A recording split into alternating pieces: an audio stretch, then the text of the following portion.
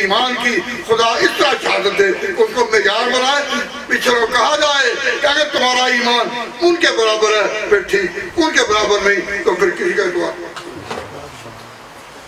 تو اہل سنت کے جو اصول ہیں جن پر یہ دین قائم ہے اور یہ مسجد چلا آ رہا ہے، میں اسی کو توجہ دے رہا ہوں کہ پھر سنو، حضور سے کتنی چیزیں ملی؟ نام لو۔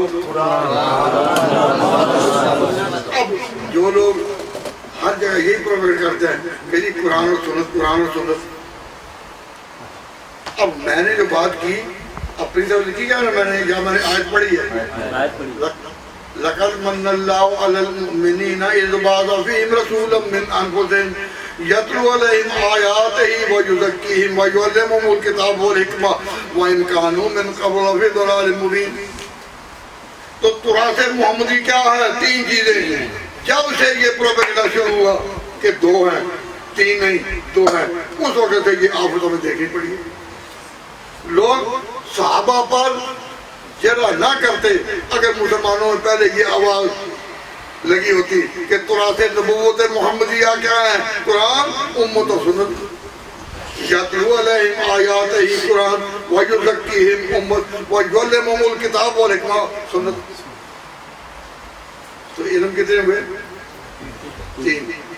اور ایک حدیث میں آیا ہے کہ العلم ثلاثۃ، آیت محکمۃ و سنت قائمۃ و فریضۃ عادلۃ او کما قال النبی صلی اللہ علیہ وسلم۔ توجہ فرمائیں کہ تراث محمدی کتنی چیزیں ملی؟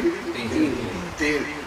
دو جو کہتے ہیں وہ کیا کہتے ہیں؟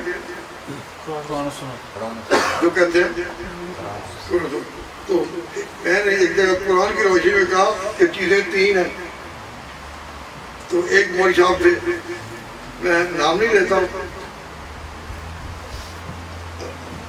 اچانک کھڑے ہوئے، میں جانتا بھی نہیں تھا لیکن ان کا مجھے پتا تھا کہ یہ کہاں سے بول رہے کون ہوگی، وہ شکل سے کچھ دکھائی دے رہے تھے۔ تو میں نے کہا میں کیا کہتے تھی، ہم نے تو اب تک یہی سنا ہے کہ حضور نے دو چیزیں، کتاب و سنت، اور پاکستان کا دستور بھی، لا کیا ہے، سپریم لا، اور پاکستان کیا، کتاب و سنت، اور علماء بھی جلسوں میں یہی کہتے ہیں کتاب و سنت، اور ریزولوشن بھی پاس کرتے ہیں تو کتاب و سنت۔ تو ہم نے دو ہی سنے، یہ تین کہاں سے لے آئے؟ حالانکہ میں نے کیا جواب ہے، تین میں کہاں سے لایا؟ قرآن سے۔ میں نے کہا میں نے قرآن پڑھا۔ اب وہ لوگ کہہ لگے کہ لوگوں اور تم تو یہ کتاب و سنت یہی سنتے ہو، یہ بھی ہے، اس نے جو بات کبھی سنی ہے، اس نے جو بات کہی کبھی سنی ہے؟ تو میں نے کہا تم نے سنی ہے؟ کہتے ہیں میں نے کبھی نہیں سنی۔ میں نے تو نے تو ابھی سنی ہے، میرے سامنے میں بیان کر رہا ہوں، تو نے سنی ہے، کہتا میں نے کبھی نہیں سنی، ایسے ہی تو اور باتیں کرتا ہوگا۔ اب مجھے کہنے دیجیے، آپ یہ جو کہتے ہیں کہ کتاب و سنت کے ساتھ امت، تیسرا جو آپ نے شامل کر دیا، یہ کام، میں نے کہا اچھا میری بات کو رکھو ایک طرف، میں ان علماء سے سوال کرتا ہوں، بسد ادب، جو کہتے ہیں کہ حضور نے دو چیزیں چھوڑی، تو وہ ایک حدیث میرے سامنے پڑھ دیں، وہ حدیث میرے سامنے پڑھ دیں کہ حضور نے دو چیزیں چھوڑی۔ تو میں نے جو کہا تین چھوڑی، میں بعد میں اس پر دلیل لاؤں گا، پہلے حدیث میرے سامنے پڑھو۔ تو مولوی صاحب کی جیب میں یہ حدیث تھی، انہوں نے چٹ نکالی اور پڑھی، تو فرمایا اب میں آپ کے سامنے پڑھ دیتا ہوں، اب بھی زبان۔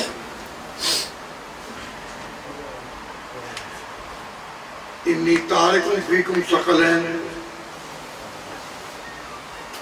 اور ایک روایت میں پڑھا ترکت امرین، کہ میں تم میں دو چیزیں چھوڑ چلا ہوں۔ تو میں پڑھ گا کہ کیا کہہ لگے، میں تم میں دو چیزیں چھوڑ چلا ہوں۔ میں کہا یہ ذرا ترجمہ کر دو، ذرا میں سنتا ہوں، سر میرا مطلب لوگ سن رہے سارے۔ تو ترکت فیکم امرین، میں نے کہا اونچی آواز رکھنا، تو کہا میں نے تم میں چھوڑی دو چیزیں۔ میں کہا یہ تم کون ہے؟ حضور کے صحابہ. تو میں نے کہا پھر حضور نے صحابہ کہا میں نے تم چیزیں دو چھوڑی, تو دو جو چیزیں چھوڑی ان میں تو وہ بھی 7 شامل ہو گئے. گنتی کتنی ہو گئی؟ تو جب گنتی ہوئی نا 3, تو میں نے کہا تو اس کا تو معنی یہ تھا کہ کتاب و سنت کی اتنی شان ہے اور کتاب و سنت کی عظمت اتنی ہے کہ خدا نے ان کو کتاب و سنت کو حوالہ نہیں رکھا, ان کو امانت میں دیا ہے. کن کے؟ صحابہ کے. یہ صحابہ ان پر امین ہے, یہ کسٹوڈین ہے.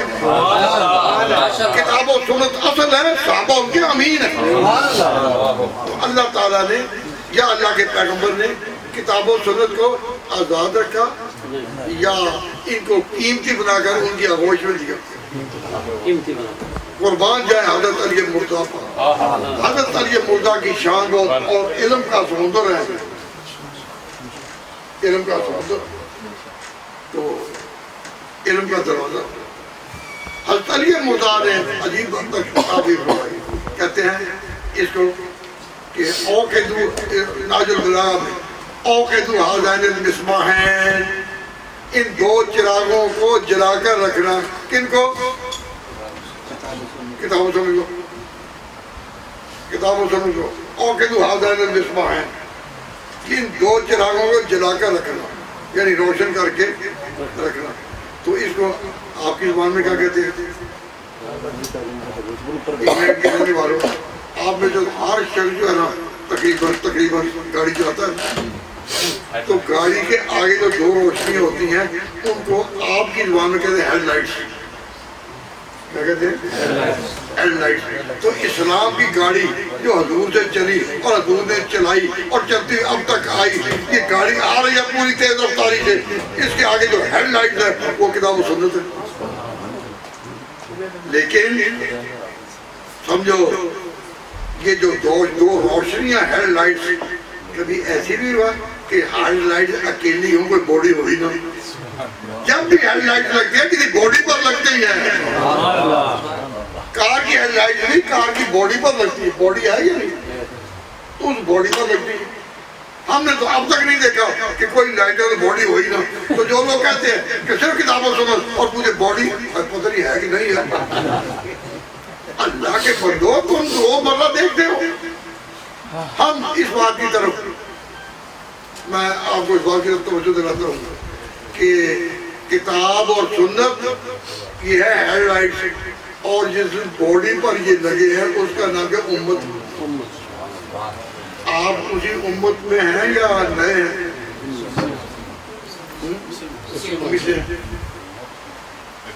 تو یہ میری پکار یہی ہے کہ امت کو جوڑو. ایک شاعر ہوا ہمارے شہر میں بڑا مشہور, سیالکوٹ کا شاعر, کیا نام؟ ڈاکٹر اقبال. بڑا مشہور شاعر ہوا. تو میں بھی کیونکہ اسی شہر کا ہوں, اور جہاں وہ پڑھتا رہا وہاں میں پڑھاتا رہا ہوں.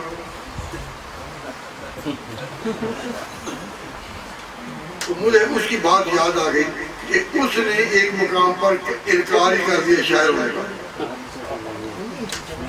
سیالکوٹ والے ساتھ میں اس کو برا نہیں بنایا, اس نے انکار کیا. کہتا ہے فارسی میں, اور اس کے ان شعروں کی صدائے باز گشت اور گونج ایران میں بھی سنی. میں مجھے وہاں جانے کا موقع ملا, 2 دفعہ گیا ہوں. اس کی گونج میں نے وہاں بھی سنی. اس وقت میں عرض کر رہا ہوں کہ اقبال کہتا ہے فارسی پڑھے ہوئے جو ہے وہ میری بات کی وہ شاید قدر کرے. من کو جا نغمہ کو جا, من کو جا نغمہ کو جا, سادے سخن بہانہ ایست, میں کہاں اور شاعری کہاں. سادے سخن, میں جو شعر کہتا ہوں ایک بہانہ ہے, میں شاعر نہیں.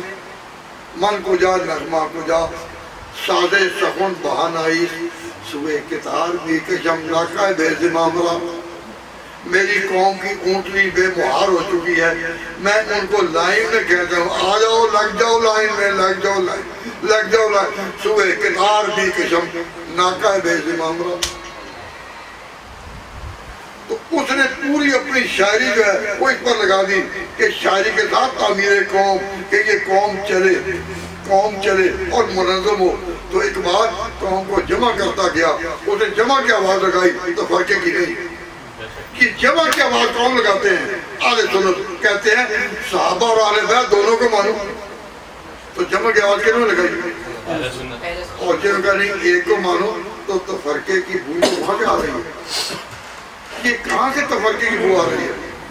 جو کہتے نہیں ایک کو مانے دوسرے کو نہیں۔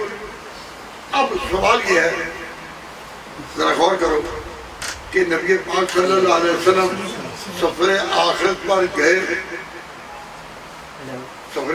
گئے، یہ موت کے پل کو عبور کرنے کے بغیر کوئی دوسری وادی میں قدم نہیں رکھ سکا۔ تو حضور اکرم صلی اللہ علیہ وسلم جب آگے گئے تو بیماری کے دن تھے، تو بیماری کے دنوں میں آپ اس پوزیشن میں نہیں تھے کہ مسجد میں آ کے نماز پڑھا سکیں۔ He was not in a position to lead prayer in his mosque۔ اور 5 وقت جہاں اذان ہوتی تھی وہاں کیا نمازیں رک گئی؟ نمازیں رک گئی۔ اب اس وقت نبی پاک صلی اللہ علیہ وسلم کی نظر کس پر پڑی کہ نماز پڑھائے؟ اس پر کوئی مورخ یہودی ہو یا عیسائی، مسلمان غیر مسلم، سب اس پر متفق ہیں کہ آپ نے اپنے قائم مقام نماز کا جانشین کس کو بنایا؟ تو نماز کا درجہ بنے۔ یہ ہمارے 5 ارکان ہیں نا، تو ان میں سے پہلا ہے ایمان، بولنے لکھنا مولا خمسن، تو دوسرا کیا ہے؟ نماز۔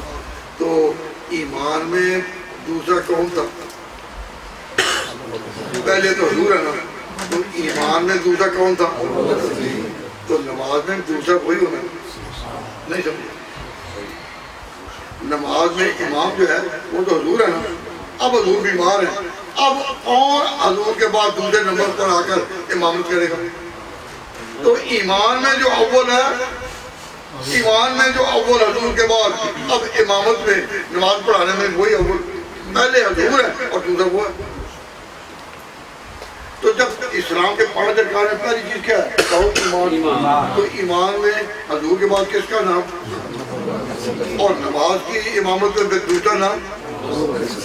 اور نبی پاک صلی اللہ علیہ وسلم نے اپنی زندگی مبارک میں ایک ہی حج کیا تاکہ میری امت پر دوسرا حج سنت کے حج نفل نہ ہو جائے، اور ایک حج پہلے کرنا پڑا، خود نہیں گئے، آپ نے مسلمانوں کا کافرہ تیار کیا کہ جاؤ حج، اور خود نہیں گئے تاکہ میری امت پر 2 حجوں کا بوجھ نہ جائے، تو آپ نے حج کا امیر کس کو بنایا؟ ابو بکر کو۔